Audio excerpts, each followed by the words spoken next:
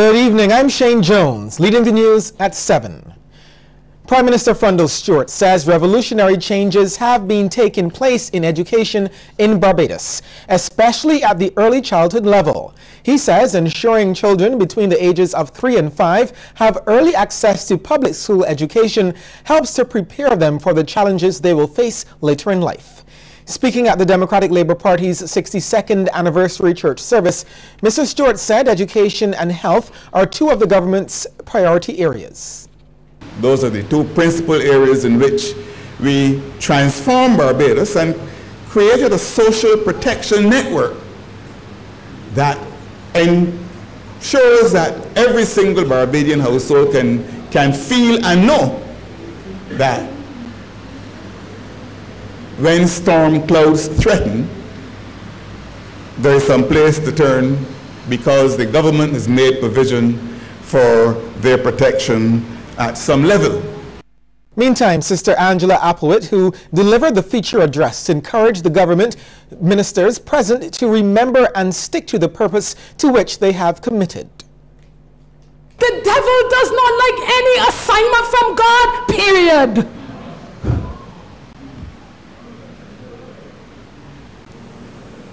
And it doesn't matter what that assignment is. He doesn't like it. And therefore, he will lord all of his opposition.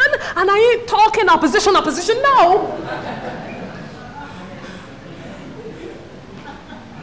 He will lord all of his resistance against the design that the Lord would have placed within you. He is going to put it behind you in physical challenges. He will put it in emotional challenges. He will put it in people challenges. And whenever you see the battle is hot, you can really say the victory is going to be sweeter. The Barbados Union of Teachers is happy, but cautious about news that the profession will get its own service commission.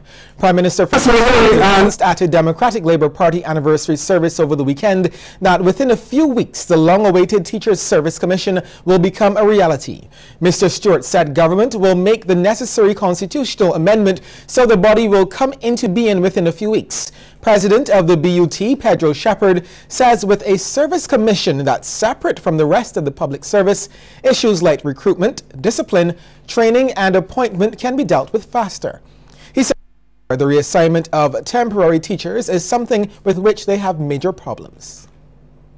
It has to go through the process where they will go to the Chief Education Officer. Those appointed teachers then, if there are transfers, promotions, etc., they have to go to the PAD, Public Administration, Personnel Administration Division, and we are then lumped with all other public servants. And so sometimes we are waiting years for appointments and promotions and so on to come through. So a Service Commission with its own Chief Personnel Officer would certainly be what we would want, and we are hopeful that in any discussion going forward on the establishment that the teachers' unions would be invited to participate, as well as the principals' associations. Mr. Shepherd stopped short of calling the move a victory for teachers, noting that the subject has been in discussion by the political directorate since the 1970s. I don't describe anything as victories unless I see them in reality. So I am not going to be comforted by any promise to establish it within weeks. When I see the discussion or I see the papers presented, then I would say yes, it is a victory for all teachers in Barbados. There are teachers who would have left the system and certainly would have wanted to see this. And I think that if we can get this Teacher Service Commission within a matter of weeks, or certainly before the end of this term, coming into the September term, teachers will jump for joy. A new attraction has been added to the historic city of Bridgetown, enriching the UNESCO World Heritage Site. The attraction, the redeveloped Jewish synagogue, once slated for demolition back in the 1980s, now occupies an entire city block. It was officially opened and handed over during a ceremony yesterday. Kishmar Sinjust reports. New life has been brought back into old and abandoned historic buildings in the city. The Artisans Workshop and the old fire station and weights and measures unit, located on James Street, now form part of the synagogue redevelopment project. A piece of history was also recaptured through the erection of an emancipation monument. It marks the location of Codd's House. That's where Parliament passed the Emancipation Act in 1838. The completed project also includes a re-landscaped area and the addition of parking spots. Chairman of the Synagogue Redevelopment Project, Sir Paul Altman, says there is a history within the compound that must be cherished. Those who first set foot on these premises were those, as Justin said before, who first settled in this island. There were the Moranos, the Jews who fled Spain and Portugal during the Inquisition and made their way to friendly shores such as those of Recife, then a Dutch colony in northern Brazil, only to depart once again when the Portuguese forced the Dutch out of Recife towards the middle of the 17th century. This time they settled in Barbados and then spread throughout the Caribbean, bringing sugar and the art of refining it with them. In fact, some people would suggest that it was these refugees who gave Barbados its Portuguese name, Los Barbados, the bearded ones, as all the Jewish men at that time would have worn beards. Sir Paul expects that the completed synagogue project will set the tone for other restoration work on other historic sites in Bridgetown. For example, the Barbados Heritage Trust, chaired by Mr. Jeffrey Ramsey, has started work on the adjacent Carnegie Library.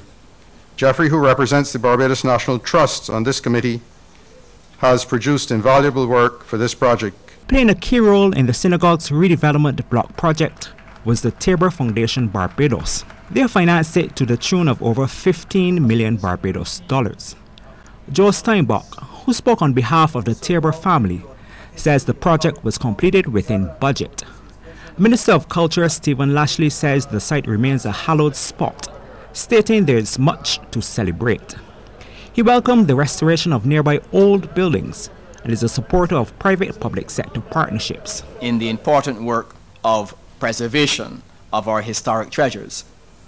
This evening I'm therefore appealing to other like-minded individuals, corporations and foundations to come on board with similar projects and let us restore our city and elsewhere, block by block, brick by brick, and of course to give true international recognition to the heritage of Barbados. Mr. Lashley agrees that the new project will enhance the appeal of the city. He, however, wants Barbados to take maximum advantage of the island's World Heritage status. Kishmar Senjis, CBC News. The head of one of the island's constituency councils is once again making it clear the councils aren't biased towards supporters of any particular party. Her comments came during an awards ceremony at the Radisson Aquatica last night. Lisa Lord reports. Under the theme Gems of the Community, the St. Michael's Central Constituency Council rewarded several people who contributed significantly to communities in that constituency over the years. In her address, Chairman Sherfine Howell says they take a bipartisan approach to all requests received. She says they are dealt with based on their merit and the availability of funds. Some requests are referred to other government agencies. Some requests, unfortunately, are out of our economic range. We as a council have tried to be confidential at all times where your requests are concerned. Minister of Constituency in Parliament Steve Blackett, who is also the Member of Parliament for the St. Michael's Central Constituency, says he was pleased with the work of the awardees who selflessly gave of their time to serve their communities without looking for reward. He encouraged them to continue doing the work they started and be their brother's keeper. The ministry has recognized that your service to the community is not driven by the expectations of awards or rewards, but by that intrinsic determination that is motivated by a love for people, community spirit, and people development. This attitude of volunteerism is one which is historic and inherent in Barbadian culture, where neighbors ensure the needs of the other are met, where an entire village raises a child and respect is a core value. 31 people in all were rewarded across the categories of the performing arts and culture, community workers, business, education, health, and sports.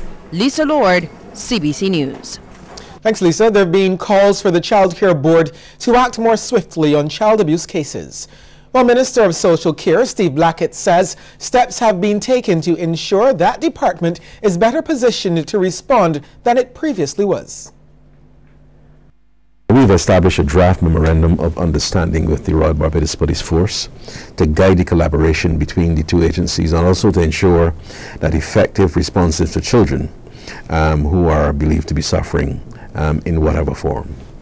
Now, we have undertaken a comprehensive review also of our information management system that was woefully in need of upgrades to lighten the workload of the officers. And as I speak, the board has commenced the procurement of that equipment and upgrades. We've also reached out to UNICEF, who acceded to our requests for short-term institutional strengthening by contracting a consultant to the board. The Child Care Board was heavily criticized over its handling of recent publicized cases of alleged child abuse and the death of a small boy. Mr. Blackett says the incidents have touched them in a direct way. This ministry continues really to exploit every single avenue to make the lives of our children in Barbados better by most means necessary. As a minister, I am aware that our children's welfare, the protection of them and the care have to be extremely paramount. That's from where we start. And it's our mandate really to ensure that Barbados is a first-rate, civilized and caring society. Now, in the wake of the events that you spoke of earlier, I gave the board certain instructions which I'm comfortable to date have borne some fruit. Former City MP Senator Patrick Todd believes the race in that constituency in the upcoming general election is wide open. Senator Todd threw his support behind new DLP candidate for the city, Henderson Williams, during the DLP's induction ceremony at the Wesley Hall Primary School. The Barbados Labour Party held the city seat for most of the last 3 or 4 decades. So that is why I am surprised to hear them when they rushed the other day to do their walkabout in the city. See how desperate they are. They're running scared because they know that this city seat is no stronghold of the Barbados Labour Party. As I said, on many outings in the past, many during elections from the 60s, the Barbados Labour Party just edged home by less than 100 votes. So this constituency has been a marginal seat with a strong core of Democratic Labour Party support over the years. During the evening, presentations were made to over 30 new Democratic Labour Party members by General Secretary George Pilgrim. Mr. Pilgrim congratulated the new members, telling them they must now share in the task of telling the true story of Barbados.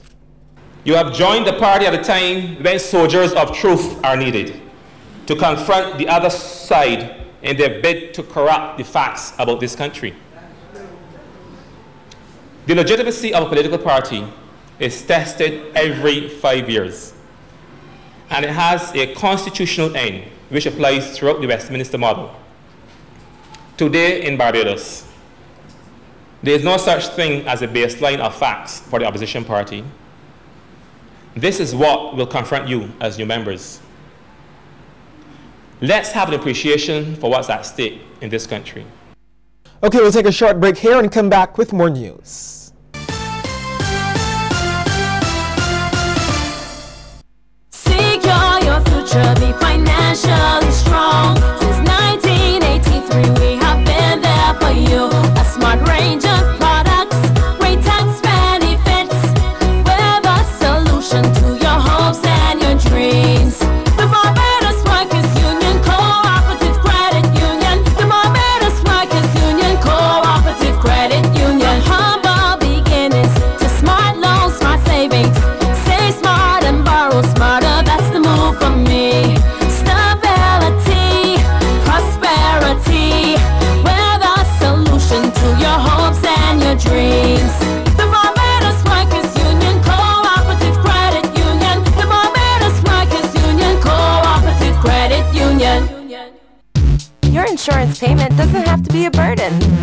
Beacon, we're happy to help finance your premium and spread your payments over 9 months so that it's easier to manage. Call 436-6200 or log on to beacon.co.tt. It's time for a break, and what better way to do it than with Q in the community? Get the Q experience. Dance. Meet friends. Tour Barbados. Feel the vibe. Experience friendship. Thursdays with Q in the community. Listen at home on Q 100.7 FM, and you can also join us by viewing the show on Cbc TV 8 every Tuesday and Saturday.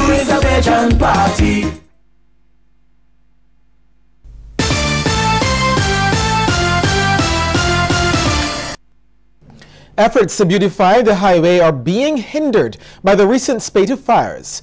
The most recent blaze, which occurred on Good Friday, has left hundreds of destroyed palm trees in its wake.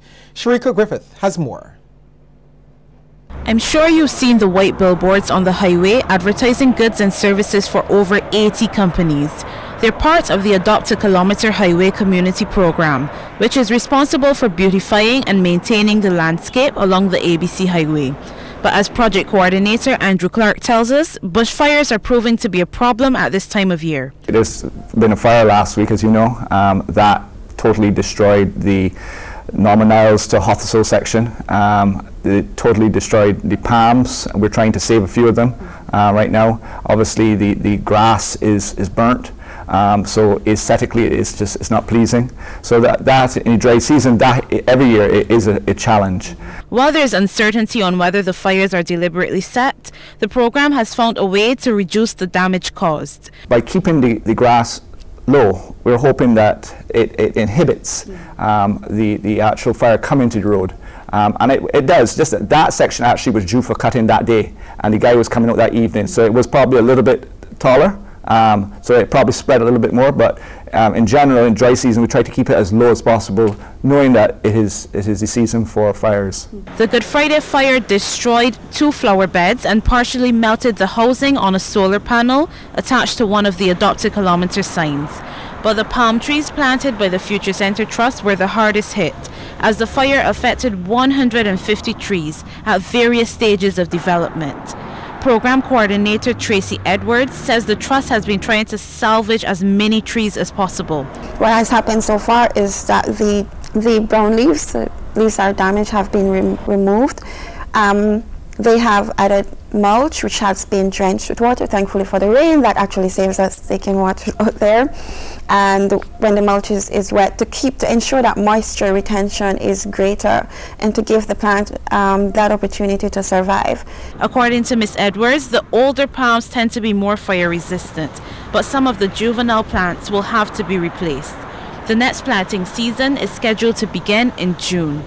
Sharika Griffith, CBC News. Thanks, Sharika. A senior police officer believes if the demerit point system is effectively used, it could help to put the brakes on lawless drivers. Assistant Superintendent of Police Ronald Stanford says the system is in place, but it's not being utilized. His comments come against the background of 14 road fatalities so far this year, more than all of last year. He says the demerit point system could make a difference. When you gather according to your convictions the requisite amount of points, automatically you are suspended. Your driving license is suspended. That is with the demerit points system working.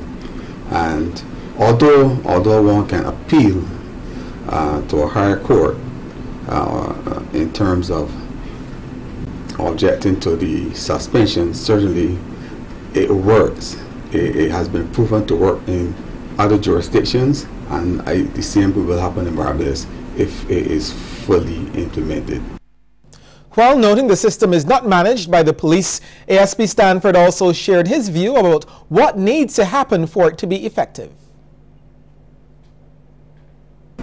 A well-run system would certainly involve computerization of the demerit point system, certainly link with the court so that when a person is convicted, the department responsible, which is the Ministry of Transport and Works, for running the demerit point system could automatically know the persons who are convicted and allot the necessary or the required amount of points, and the person will be notified that they've reached their number for the year or the case may be, and informed that their license will be suspended.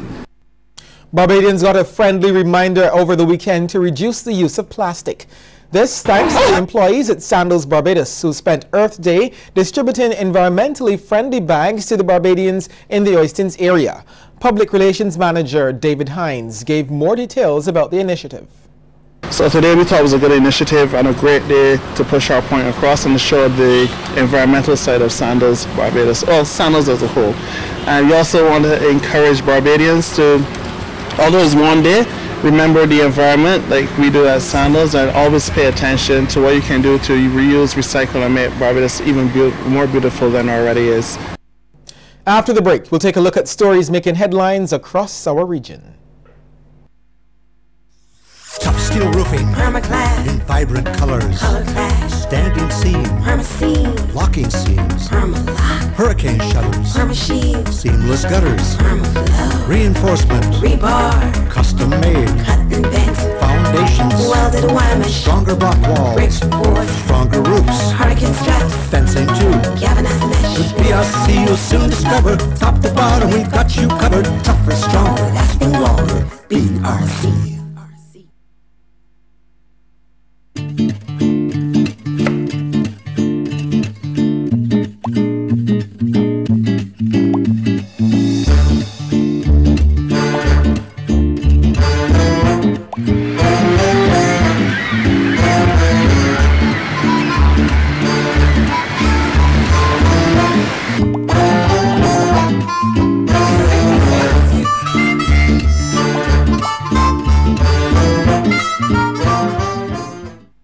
Promotions presents the Digicel Reggae on the Hill.